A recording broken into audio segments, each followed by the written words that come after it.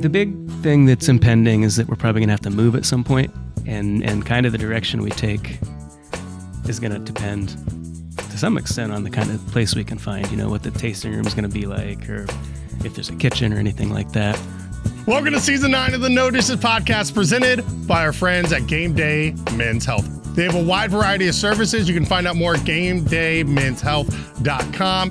I've been seeing them for 5 months, have lost over 50 pounds, but they do so much more than just weight loss. We're so appreciative to them of showing their support for the local restaurant community and highlighting the people that make it go. DJ, spin that track. Hey, say, honey, let's go out to eat. Relieve our culinary duties. With all these restaurants to sweep us off our feet, they're bound to turn us into foodies. Oh, no dishes, no dishes, no dishes. We'll have a bottle of wine for lights and have a good time. No dishes, no dishes.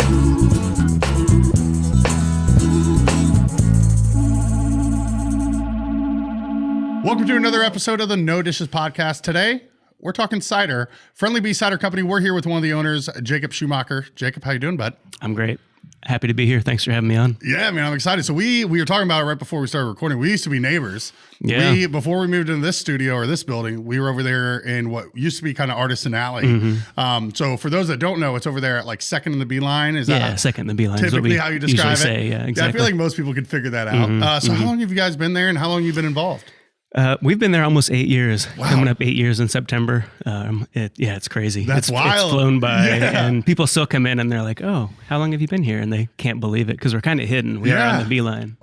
Personally, I've been there since 2019. Okay. So they opened in 2017, and then I came on in 2019, just like a real limited role bartending first. Okay. And then I slowly got into production more. Started doing all the production eventually, and now I'm a part owner. So there you go. Well, that's the American dream, right? Yeah, exactly. So my trajectory with the chocolate mousse, I started scooping. I haven't made it to the Is that ownership right? stage yet, but Yeah. I just started scooping ice cream, and then now I'm kind of running it, but still working on that equity. We'll get there. You'll get there. Yeah. You'll get there. Yeah. Well, I love everything you guys do. It's been a while since I've had it. I quit drinking like 3 years ago. Okay. But I know it's great stuff. I had it back in the day, and I still have friends that love going over there all the time. So to walk us through that process where you get hired, limited role, you're bartending, how'd that kind of happen? We're like, hey, buddy, you want to learn how to make cider? Kinda, yeah. I had been friends with the founders and still part owners, original owners, for longer than it's been open. In 2019, they asked if I wanted to help them pour at the Bloomington Beer Fest. Oh, nice. And I said, yeah, that sounds awesome. And it was super fun. It was really cold that year, I remember. And then I just started picking up random bar shifts, started helping out, just cleaning kegs, started just picking up more and more jobs. Both the owners, so Ben Romlin and Fatima Carson were the founders. Okay. And still part owners. And they both had jobs, full-time jobs most of the time, the whole time. So it was always like on top of everything else. Wow. So anything I could do to help out, eventually I think they appreciated. And eventually they had a kid, I think, like in around 2020. And then it was just like, that would have been too much. So then that's when I really kind of stepped up. Okay. My involvement, yeah. So, I mean, I know people have fatigue because this podcast used to all be, how are you adapting? And you know what I mean, to the pandemic and all this. And that was just like every episode. And so we've kind of gotten away from that. But I am curious with your timing of starting in 2019, what was the effect and how did you guys pivot when COVID hit at Friendly Beast? Yeah, it was a weird time. We kept making cider, and the tap room was closed, obviously. But we started just delivering growlers for a while. Okay, there we go. Which was pretty fun, really. We would take orders, all week, and then come in one day, I think it was Saturday, fill all these growlers, make a map out everybody all over the county, and then sometimes Fatima would do a route and I'd do one, and we just go to all these houses all over the county and dropping off growlers of cider. And then eventually we just pivoted to carry out only. Right. People could bring growlers in and take them out. And I don't remember when we reopened finally, but it was a while. It was a weird time. It's it was all a while. blur. I know. I can't remember the timeline. Yeah. You know what I mean? I'm like, 6 months later. It's like, I don't know. I know. Like if it just progressively happened and finally we were back to kind of normal, 6 months or 2 years. I don't know. I couldn't tell you. I couldn't tell you. For real though. Yeah. You and me both.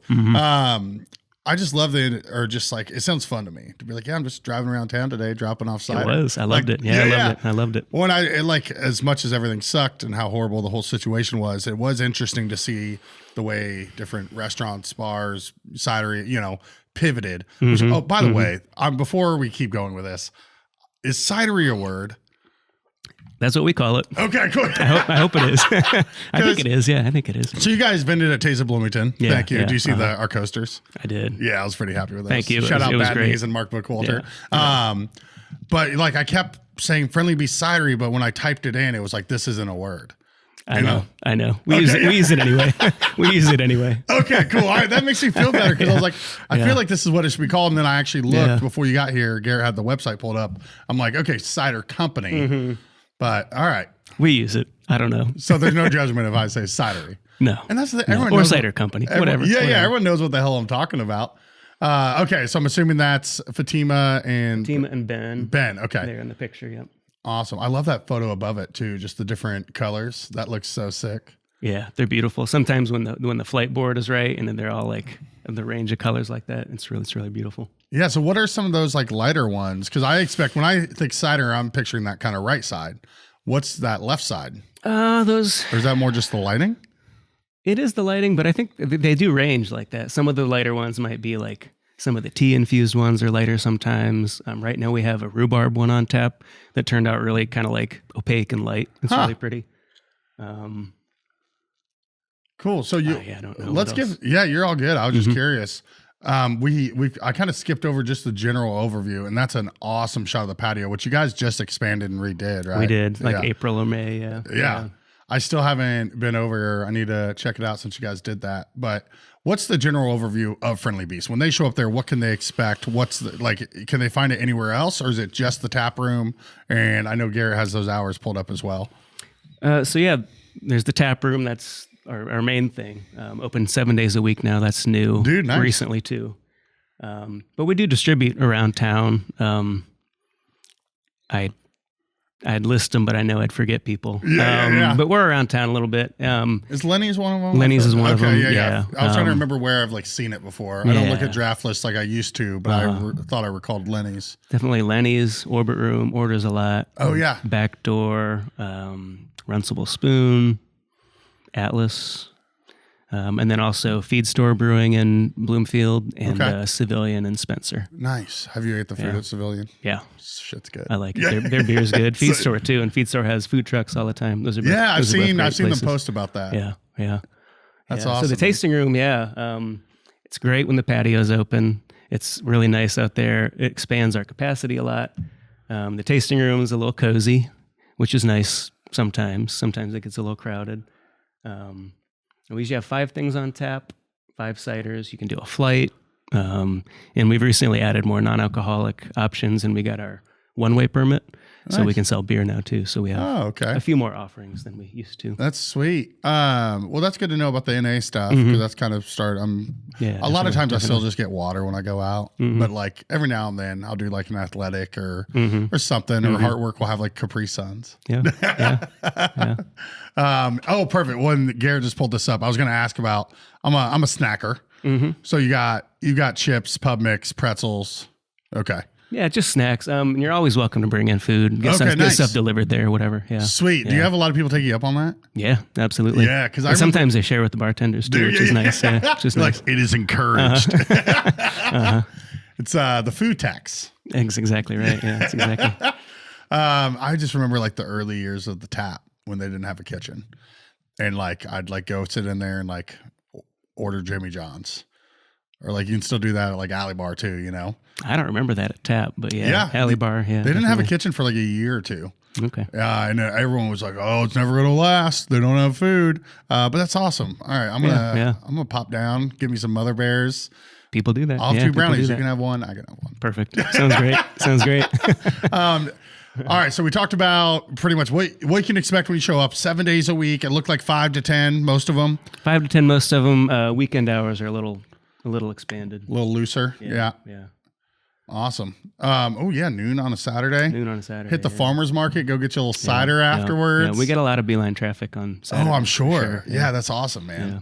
What so you have all these different events going on. I know we talked before we started recording. My good buddy Josh Johnson, who has Bloomington Bub Quiz, shout out to them. They're doing 9 a week right now. It's crazy. Which is nuts. Crazy, right before I got here, I saw his like Facebook ad pop up. Yeah. I'm like, Josh, you're doing 9. It's totally crazy. Yeah. I was like, good for you, man. He hustles and he's so good at it and the questions he writes. So you do trivia. And I know Garrett had it up there, but what's the night on that? And you also have Uker night, some other nights? Trivia is Thursday nights, 6:30. It fills up, so if you want to get a table, you should get there earlier than that. Okay, good to know. We had a Uker night on Wednesdays for a while. That's kind of gone informal. Some people still show up and play, but we don't really organize anything ourselves. Yeah. We have music sometimes on Sundays. You'll just have to check our calendar, our social media or something. We'll plug it, yeah. We have food pop-ups sometimes. Sometimes Ryan and Toby do it with self-titled. We have Sandy's Pizza sometimes. Yeah. We have Atomic Pizza. He just did it the other night. Okay. It's all real good. It's all real good stuff. Oh, yeah. Usually on the weekend, Saturday or Sunday. So this is the second podcast in a row we've brought Toby up. And I knew we would today. Obviously, he's one of the owners now. But we did the Pride Fest episode last, and we were putting his music out there. Oh, cool. And so they're just like, he's going to hate us. Because like I was like, I've known Toby forever. Yeah. And I was like, I've never once heard him talk about his music. And so he's such a low-key guy. And we're like, go check out the Spotify. That's awesome. That's awesome. Yeah. But yeah, so those that don't know, Toby and Ryan were the original owners of the Allery. And they've started this vegan vegetarian catering company called Self-Titled Kitchen or Self-Titled Catering. Kitchen, self-titled kitchen. Yeah, I think that's it. Garrett's pulling it up. Vegetarian kitchen and catering. I was close enough. So they're also owners with you. I know you mentioned the founders are still in there. And then it's the 5 of you then? Is that right? Oh yeah, the 5 of us, I guess. You got a starting 5, dude. You're ready to run full court. Yep.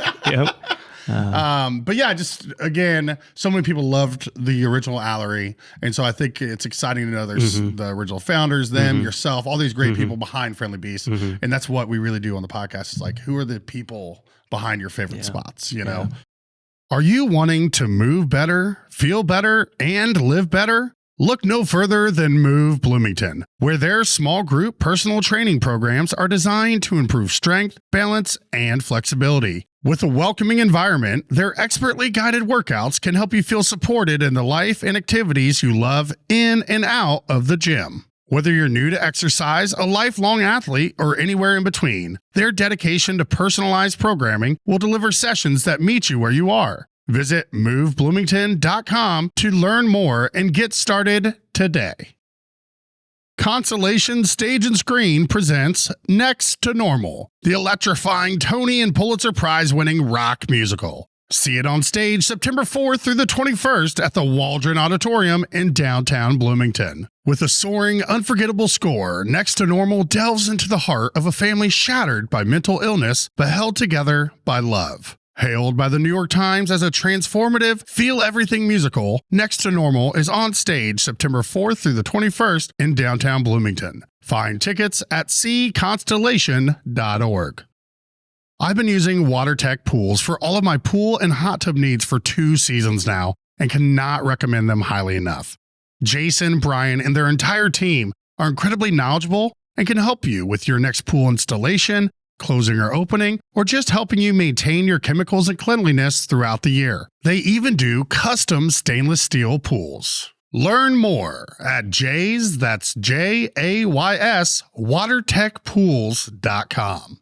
So I loved the Allery. I missed the Allery too. If you had told me probably 10 years ago or whenever that like I own a business with those guys someday, I probably wouldn't have believed you. But I do really appreciate their business experience because I didn't have any, and I never really wanted to own a business. Right. But I really enjoyed making cider, so I feel like we're a good team, and I feel like I don't know, they let me kind of focus on the production side, and they take care of most of the other stuff. That's perfect. Yeah, it works out great for me. Well, that's like the one thing I've never had to do at the Chocolate Moose is make the ice cream in 11 years. Because Really? the one person that's been there longer than me is the guy that makes the ice cream. Perfect. Yeah, and so perfect. he's just a show, and it sounds like somebody did like, and I don't tell him how to do his job. Just stay out of the way. So it's cool. I figured they'd do the same with you. So you do all the production. I do. Yeah, I do. Do you have anyone that helps, or is it just a one? No, it's just me. It's just me. It might come to that. It might come to that. Well, that's but, good. It'll be a good problem to have when you hit that point. Sometimes people ask if they can come in and help me, but it's just like we've figured out how to make everything there a one-person job, kind of, or almost everything. So it's more. It would take more work to train someone than to just do it myself a lot of times. Totally understand. Yeah. And I will at some point. I just haven't got around to it. Yeah. Well, that's good. It means you're efficient and know what the hell you're doing, man. Sandy's Pizza, back to the food. They had reached out about maybe doing a food truck Friday, so I hope they do soon because that'll be sick. And I've heard of Atomic, but I've never had it. It's real good too. I think he's just starting up, but he just did 2 at our place in the last couple weeks. I'm not sure what his plans are next, but Find out. It was real good pizza. So you got music coming through, food, trivia. Yeah, it sounds like you guys are really making the most of the space and just being a cool hangout spot. Yeah, I might try to do a lot. Yeah, I might have to hit you up about come doing like a chill DJ set. That'd be great. Because I always DJ dance parties, and I was talking to our buddy Colin Duggar. He used to work at House Bar. Shout out our little House Bar thing up there. Nice. And I was like, I love the dance parties, the energy. I was like, I kind of wanted to do a weird, not weird, but a chill set of like songs that I love that I don't make sense to play at these other gigs. That'd be perfect for our space. Yeah, we're not really big enough for like a raging party. Yeah, totally. So you guys ready to pound some cider? It seems like just a cool, chill, hangout vibe. Dude, these food pictures are killing me too. Is this self-titled? Yeah. Oh, yeah. God, those look, just the presentation on it. I always love it when they decide they want to do a pop-up. I love this. Well, dude, I always see the menus they post, and they always just look so good. And like, I'm a meat eater, and that will still. You don't. It doesn't matter, dude. You're not going to miss it one bit when Toby and Ryan are in the kitchen. Oh my God! All right, I'm sorry. It's making me hungry too. Well, tell us. I mean, so you started with Friendly Beasts in 2019. Where are you kind of from? What's your background? Take us from the beginning up until when you started with Friendly Beast. Oh, I'm from Indiana. I'm from the northeast of Indiana. I came to Bloomington in 2002 to go to IU, like a lot of us did. I kind of did a couple semesters and quit for a while. I just wasn't feeling it at the time, Worked a lot of different jobs in town and traveled a bunch. And I did go back and finish my undergrad in like 2010. Then I did a master's in geography. Okay. I finished that in 2012. So then I worked at the university, kind of part-time for a long time. So that let me have all kinds of other part-time jobs too. So during some of that time, I did work in a couple of kitchens. When I came to town, I was 19, and Barb hired me at the Laughing Planet. Oh, wow. Okay. I have no idea why she hired me. But I learned a lot. It was great. I worked in the kitchen there for some years, and it was a ton of fun. I worked in the Blooming Foods kitchen over on the east side a long time ago. Then I just did other random jobs. When I worked at the university, I was like a research associate on some projects that weren't really my projects, but so I got to travel a bunch for work then, which was great. And that was full time for a little bit at the university. And that kind of brings me up to 2019. So I was doing part-time stuff, and that's why I was able to kind of come in and do part-time stuff at the cidery at first. And that has stayed part-time up till recently. Yeah. So in addition to that, I have worked on a couple farms in town and done landscaping and stuff like that. So I've stayed busy, but it sounds like it. Sounds like such a cool, eclectic mix of experience. That's been great. Yeah, I've always just got to do things that I enjoyed with people I liked, and I've learned a ton at all those places, and I don't have any regrets about any of that stuff. That's great. Yeah. Well, I'm sure you have just a really unique perspective because of all those experiences, I think so. Yeah, I think you can't help but, don't know. Yeah, learn from all that stuff. Yeah, it's like when you've been in so many different shoes, you don't have to put yourself. You're like, oh, no, I've been in them. I know what it's like. Yeah, when you started to be like, I did a couple semesters, wasn't feeling it. I was like, oh, we're the same. I did a couple semesters, and then you're like, and then I went back, and then I got my master's. I'm like, oh, okay, you got me beat. It would have been fine if I never did, you know? Right, fine. but no, that's cool that you were able to get like still be like, that was a cool opportunity. It was a cool opportunity. When I did a master's, I got to like teach classes at IU, which was crazy. Yeah, it was totally crazy. Just molding young minds. Something like that. Yeah, something like that. Something like that.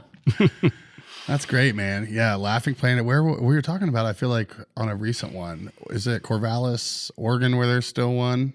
Something like that. I don't know now. It used to be Portland. Okay. But I don't know now. I don't know where they are. Garrett, now. we got Garrett's on it because I know. I swear someone shared something recently, like in a Bloomington like Facebook group, like Laughing Planet, like we're here. Cool, yeah, cool. And it was out in Oregon. I think there's still a handful of them. Yeah, so Portland-based, quick service. Garrett, can you click on it and see? Curious about how many locations they still have. The rare intersection of fast and healthy. Dude, we got to work on getting one of these back. Portland, Vancouver. Oh, wow. I didn't even know there were that many. Ben. I know, Ben. Oh, there was. Okay, I'm not crazy. Wow. So we got, what, 5 or 6? I think back then it was just Bloomington and Portland. Really? Oh, okay, yeah. Yeah, but that was like in 2002, so. I've always I moved to Bloomington in like 2009. I always heard it's like a small Austin or a small Portland. Like those are the cities I always heard it compared to. Or like Austin and Portland. But now Austin's all like tech bros. So yeah. I don't know if that really I don't know what it is anymore. It's not the Austin I used to. Yeah. For the I'll dive back into your history, but before I forget, seeing all those different colors of cider, how many different types are you making in a given year? That is a really good question. That's something I probably should have looked up. No, I mean, you can ballpark it. I'm just curious. Yeah. Ballpark, I'd say I have a list, like a full calendar, and it's really long, but a lot of those are one-offs or, we don't make them regularly. I'd say 20 to 30 different ones in a year. That's amazing. And we have a couple that we keep on like most of the time or all the time, and the rest of them rotate just kind of seasonally.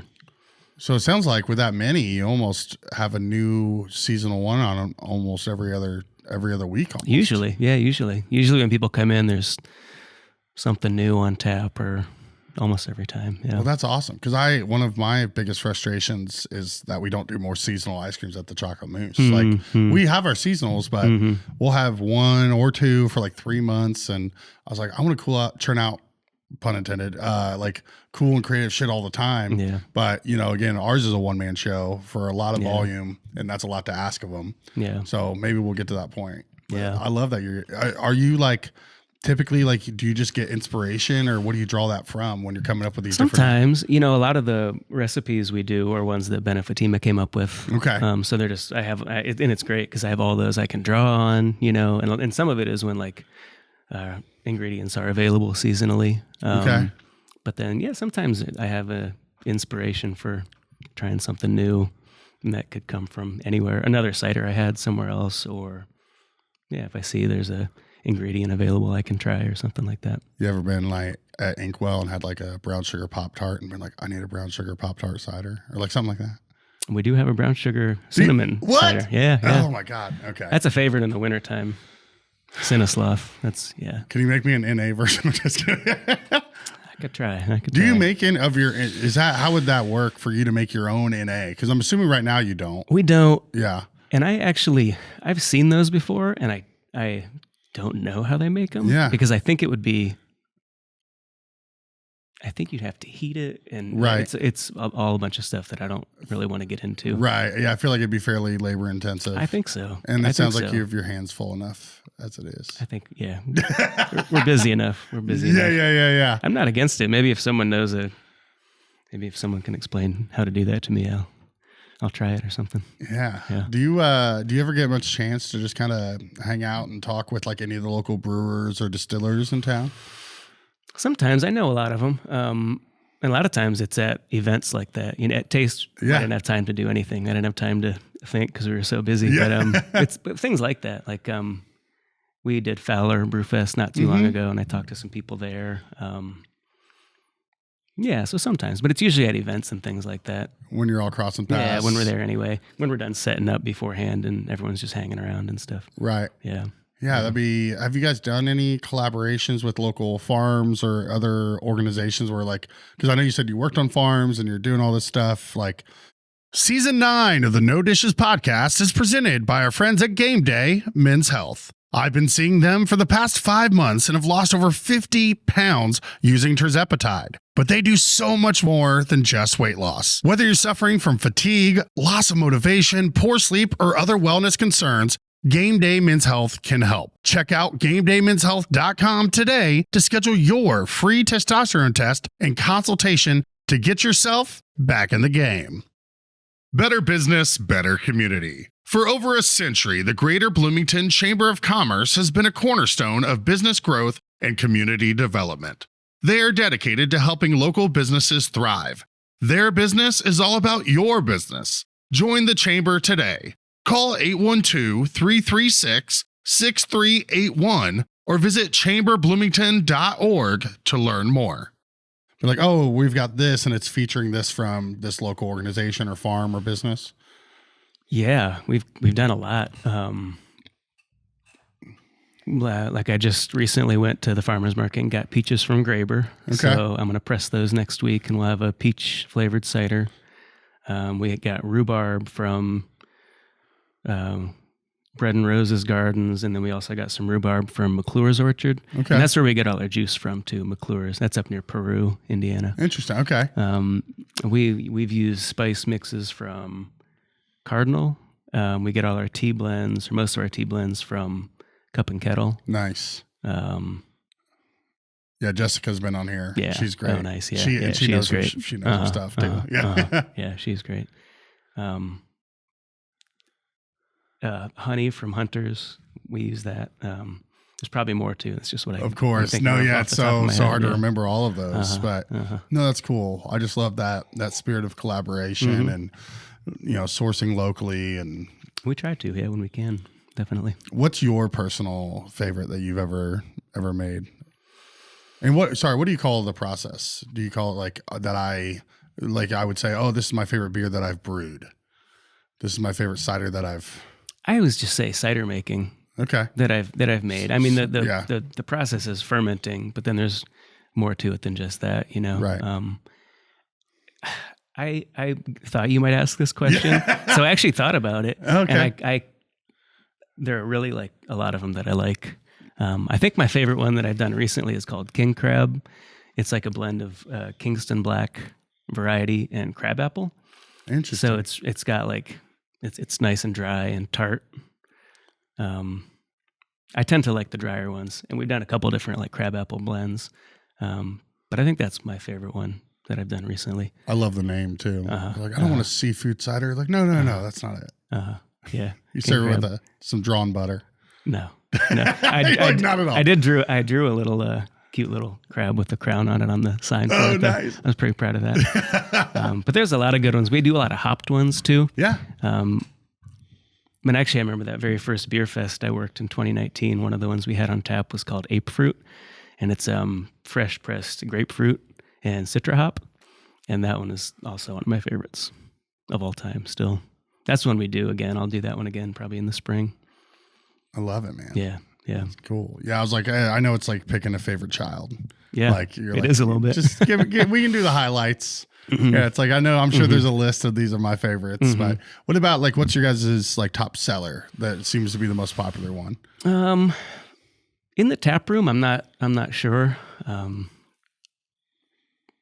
of the seasonal favorites move really fast in there. The one we distribute most is called Starling. It's just like a semi-sweet apple forward cider. Kind of your baseline. It's the baseline. Yeah. It's generally on tap in the tap room, and yeah, that's the main one we distribute. It's great. Like I know, hey, I'm getting a cider. It's nothing. It's just it's a cider. Yeah, it is kind It's of what you think of when you think just classic a cider. cider. In the wintertime we have hop mulled cider. That's super popular. In the summertime, when our machine's not broken, we have slushies, and those are super popular too. Yeah. What's your process for doing the like hot mulled cider in the winter? So we have like a 5-gallon pot roughly that we heat it in initially, and we have like our cinnamon, ginger, orange peel, clove, mix that we put in there, and we just kind of heat it low and slow for a couple hours. And then there's brown sugar in it too. And then to warm it for serving, we just have a couple crock pots. Oh, nice. We could probably improve that process, but that's what we've done. And yeah, it works. Just good. ladle it out. Yeah, ladle it out. Exactly. I feel like that's like classic, you know, like it works fine. Feels homey and I don't know. I feel like that's a good process. It smells really good in there when we're serving that too. Oh God, I can only imagine. Yeah. I mean, the whole time you're saying it, I'm just like, okay, keep going. Yeah, it's good. It's popular. It's good. Yeah, we've talked about doing like hot chocolate, but we don't really have a great way to warm the milk. So I'm like, yeah, maybe a crock pot would be a good move. Because we'll do in our Brown County store, it's like full coffee shop. So that's easy. Right. We got the steam wand and all that. But in Bloomington, it's different. You have people coming in. It's like, well, you got milk and you got chocolate. It's like, yeah. But literally all we can really do is microwave the milk. Yeah. Nobody wants that. Milk's hard. All right, man. Yeah, you guys have been crushing it. I was thinking through just like your background, and I just love how you're able to get so much different experience. And now, and just the fact that you're like, yeah, I didn't want to be a business owner. It just kind of happened. And it's got to be, that sense of ownership has to be really cool. How long have you been in this ownership role now? We took over in beginning of April. Okay. So really it's flown by too. It's been a blur. What is that? 4 months? Yeah. Because I remember that. Toby had I kind of found out about it through him, and you guys have done some of our ice cream too. Yeah, that's right. Or he's done it. Yeah. They've done like Sundays in a jar, I think, with like self-titled, which has been cool. And we saw your ice cream out of the freezer too. Oh, nice. We sell a fair amount of that. Yeah. Yeah. Cause I knew we'd given some half pints and then like he did a tub cause he wanted to do some like Sunday stuff, but there you go. Go get a little cider, make your own cider float. Yeah, you could do that. You could do that. We won't stop you. We did a beer one way back in the day where we had to let it get flat. And I think we did it with like a stout. That'd be good. Yeah, that sounds good. And then we did a bacon one once, but it was really expensive because we just literally cooked a ton of bacon, took the bacon grease and put it in it. But it was delicious. Yeah. Just bacon fat ice cream. I'm sure it was good. So what's on the horizon? What would you like to see out of Friendly Beasts moving forward? The big thing that's impending is that we're probably going to have to move at some point. We don't really know the timeline for that. And kind of the direction we take is going to depend to some extent on the kind of place we can find, what the tasting room is going to be like, or if there's a kitchen or anything like that. So that'll just depend. We are talking about canning and bottling. We're just like in the first stages of thinking about that, I think. But I don't know if maybe on the website you've seen, we have a lot of really cool artwork. The person who did all that is a friend of the owners named Madeline. But we always have like really cool logos and signs for a lot of the ciders and stuff. And I think it'd look really good on like bottle stickers or like can labels, So I don't know. We talked about that. What's your production, space designated for production? How large is that? I'm really bad at square feet. It's pretty small though. It doesn't take a lot. We have like 10 big, like 1,000-liter ish tanks. Okay, nice. That's we have 10 of those. You're a wizard, Garrett. You knew what I was going to say. I know. 10 of those, a couple smaller ones. And then a tank that's similar in size that is what we use to carbonate it. And then we have a big walk-in cooler now. You guys are on top of it. The website already has the Jacob, Toby, and Ryan joined Fatima and Ben as owners in 2025. I actually didn't know that was up there. I know. I was like, no, but that's cool because I know. Thanks, Toby or Ryan. Probably. Right. They're on it because honestly, that stuff is it's like catch it 2 years later. Like we should probably update the website. I know. It's so easy to overlook that stuff. That's what I would have done it 2 years from now. Yeah. Well, that's cool, man. Well, hopefully you guys find a really cool spot. And we have time. I think we'll make something work. Yeah, well, definitely. I know you have a very dedicated, loyal following, so I'm sure they're going to follow you wherever you go. But it would be cool to see you guys be able to even grow it and expand and get your hard work out there and have more people even enjoy it. I hope so. I mean, I think we've got great breweries here. We've got, great wineries, great distillery, and it's great cidery. So it was, I was so glad you guys were able to do taste. Were you the one running kegs or? I was, yeah. Okay. Cause I remember Toby told me, he's just like, yeah, man, he wouldn't have taken his bike if he knew how many kegs were going to have to be brought over. It's okay. I'm glad. I was running kegs back and forth in a backpack on my bike all day. I would have done it anyway, but it was more than I expected. Yeah. It was just crazy. Like in the past, we've done what we thought were big events, and we'll go through like six barrel or six still kegs, you know? And I think we did like 13 and a couple partials on taste. It was crazy. Yeah. Toby sold the sales. And for you guys, I think probably being the smallest operation of everyone there for the alcohol side, you guys crushed it. Yeah. And we had a line from 2:30 until 9:30. Yeah. We did. We really did. Yeah. And 9:30 was last call for those wondering. Yeah, dude, it was fun. nuts. We've been working on estimates and about attendance, and we haven't released any of this yet, but it probably will by the time this episode comes out, which will be in like 2 weeks. But just so you know, we took a lot of the photos. And Pat East, who used to run Dimension Mill, started Hand Up in Marketing. He knows like all the AI stuff a lot better than I do, which I barely know it. He put it into all these different bots and gave it like all these parameters and like explained everything. And it came back with some really good estimates. And there's 2 that were a lot higher. And we're like, okay, maybe those are the outliers. But then the city used their AI data that they have that tracks locations and all this. And it excludes people that live and work in that zone. And it said 34.7 thousand. That's insane, but I believe it. Yeah, I definitely believe it. Yeah, with a peak of 14.7. That's crazy. It's nuts, dude. It was amazing. So we're still settling on like what's our official number, because I think that's a high. Because that includes people that were in a restaurant in 4th Street that maybe never came up to taste. But I think almost everyone around there at least came to taste and then settled into a restaurant, I think so. It seemed like it. So everyone was interested. Yeah, no, it was cool, man. Just to have everyone there on Kirkwood and just see all these people that hopefully you had a lot of people that never even tried you or knew where you guys were. Yeah, definitely. It was fun. I mean, we did see people that knew us and were happy to see us there, but there were a ton of people that had never had us or had never heard of us before. So it was really nice. It's great when you can get both, because some events you'll make money, but it's not like a big marketing effort. But like when you can market your business and get people to come in after the fact and then also make money for being there. Yeah. We're happy. Totally, It's a good day. Totally.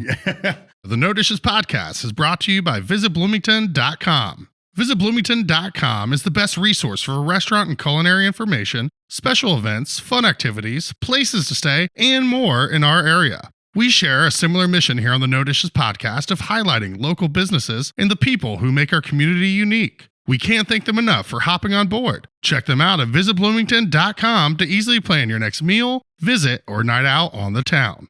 The Bloomington Town Planner is a community calendar owned and published by local residents John and Sharon Martin. Mailed out to Bloomington homes in December of each year, it features school schedules and community events. And don't forget the coupons at the bottom of the calendar. They'll save you money and help you decide on the next restaurant or retailer to check out here in the Bloomington area. Town Planner also has an online calendar which can be found at townplanner.com. Make sure to sign up for their weekly e-newsletter so you can stay on top of all the fun events going on around town. Did you get a chance? You didn't have a chance probably to go try any food or anything. I didn't. I didn't. Same here. I didn't go to a single food vendor. Yeah. We thought we were going to do the whole thing with just me and Toby and Ryan. And we had to call in some ringers too because we couldn't keep up. Yeah. It's wild. Well, I think all of us, I mean, it was our first year organizing it. A lot of people's first time participating in a taste. So I think we all learned a lot, and that we'll be able to learn for next year, more points of sale, how much staff. And it was also a perfect storm. 5 years off, incredible weather. We marketed the hell out of it, did every radio and TV station we could. So we're going to try to make it even better next year. But I don't know if we'll see that much of an influx of people ever again. Yeah. You never know. Yeah. I think free admission was a big deal too. A lot of people mentioned that too. Yeah.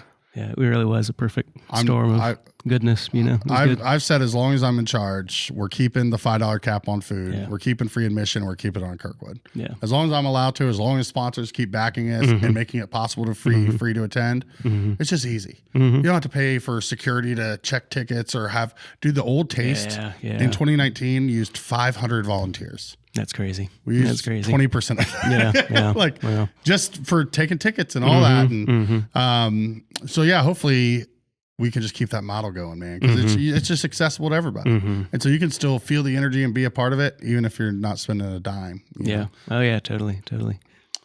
See the music stages, and that's all free. Right. It's nice. I'm working. I got an email out to Duran Jones and the indications manager. Fingers crossed, man. Yeah. I'm hoping. I think they like playing here, so I know. Yeah. back, yeah. When it's like, I know Duran, like we're acquaintances, Yeah. but they're blowing up. And I'm like, but dude, they would be know. the perfect with just them being from Bloomington. Cause I like that. Cause I had people be like, why don't you bring so-and-so? It's like, well, they don't really have a connection to Bloomington.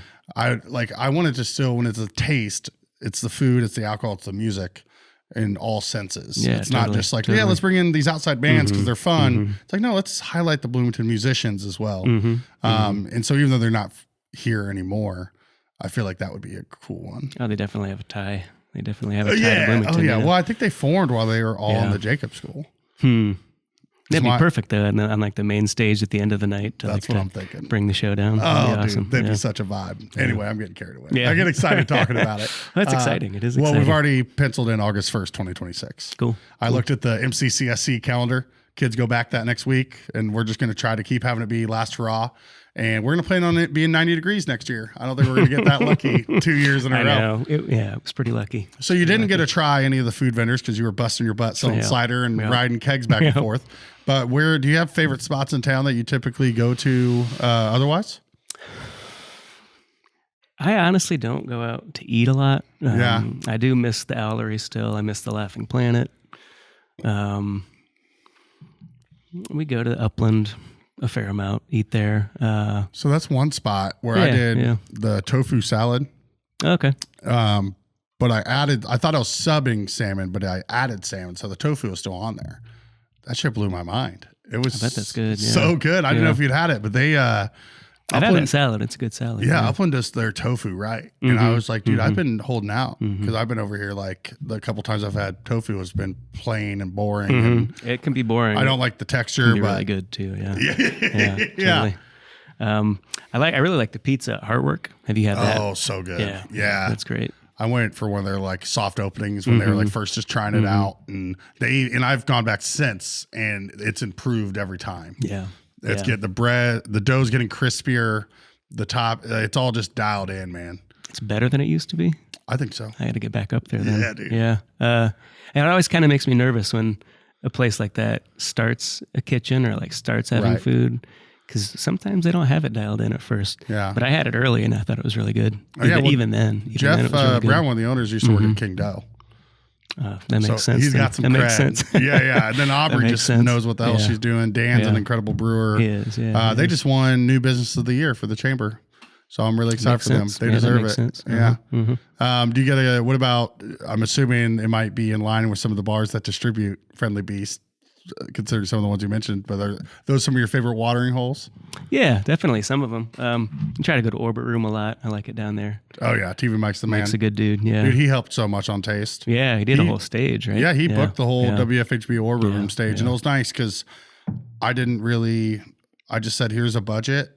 You do your thing, and I could think about all the other stuff, awesome. Yeah, and just know that Mike had it, and he put together. And it's going to be good. Yeah. Oh, exactly. He's way cooler than I ever will be, and so like he put together a much more cool hip lineup.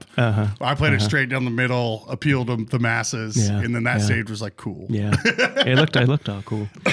Orbit Room. I like Alley Bar. I've always liked Alley Bar. Dude, that's the one bar that even since I quit drinking, I still go back to. Just to hang out, just for the people. Yeah, just fun to pop in there. Fun people in there. I like Bishop, of course, Atlas. Yeah, I'd say I go out drinking more than I go out eating, honestly. Like that one's a little easier to talk about. It is, it is. And honestly, I spend a lot of time at the Cidery, even though I'm there a lot doing production. I do bartend there sometimes still. That's great. But even when I'm not bartending, like I like all the bartenders are friends. It's fun to just go hang out and sit there and talk to them. So I spend a lot of time there. Yeah, that's cool, man. It seems every time when the studio is over there, it always I'd see some people on the patio. It's always seems like good vibes and just people just hanging out, having a good time. Always like chill chill vibes, good vibes. I'm going to have to just try to nice. keep it on my radar on even when I'm like not boozing, but just be like, where do I want to just go hang out and talk to some random people? I think it's got to be really cool for you because I don't think a lot of people get this opportunity outside of maybe festivals and events to be the one producing it and then get to be there serving it too. I love that. I was going to bring that up. I love festivals for that reason, but especially like at the bar because I've done the whole process myself, Yeah. you know, made it like, the whole process. And then I get to serve it to people and watch them enjoy it. You know, it's super satisfying for me to see that. At festivals too, like people are just happy to be out there drinking cider. Yeah, those are great too. But I'm sure like in the tap room, you have more time to dive into it with the Oh, customers. totally. Yeah, You know, yeah. festival, you're churning, burning. Yeah. And it's great because it is high energy and everyone's having fun. But to be in the tap room and they're even just sitting at the bar, it's like you can just be like, you want to know all about that? Because I'm the guy. Well, I love it because some of the regulars that come in honestly know more about the stuff than I do. Really? Oh, yeah. Cool. I mean, most everything I know about it, I've learned on the job, you know, from Fatima or Ben. But yeah, some of these people know a ton, so yeah, we can have good conversations about it. Yeah, for sure. Yeah. That's awesome. Just to even learn from just bartending. Yeah, absolutely. That's super cool, man. What do you know? What was like? Why Ben and Fatima started it in the first place? Like, what was? I think they just liked cider and couldn't really find a lot around here that they liked. So they figured out how to make it. And then got into it, and then they went and took like a class, a serious class from this. They went out to like Washington State and took this class from this famous English cider man called Peter Mitchell. And then so that was in 2016, and then in 2017 is when they opened it. So they just kind of figured out how to make it for themselves because they liked it. I remember going over to their house before they opened it. And trying ciders at their house, and it was it was real good. I was surprised. That's all. Has it always been at that location? Since they opened the cidery, yeah. Right. Yeah, okay. Like, before that, they just made it at their house, but Right. I know that. Well, like Switchyard used to do that, or there's been other places like before they even had the brewery or were a business, they were like, come to my garage and try what I made.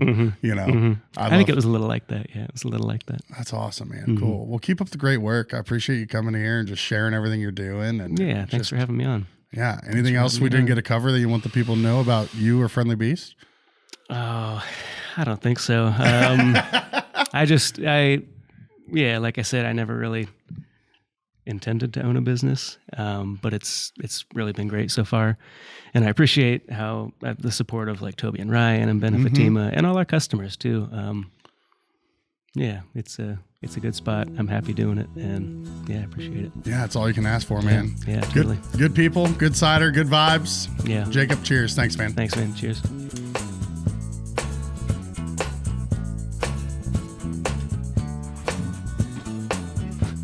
You're still here. You made it, champ. I'm proud of you. Thanks to Game Day Men's Health, all of our other sponsors, and to G Baby Garrett with Green Hat Media. See you next time. This episode of the No Dishes Podcast was recorded, edited, and produced by Garrett Portinga of Green Hat Media in beautiful downtown Bloomington, Indiana.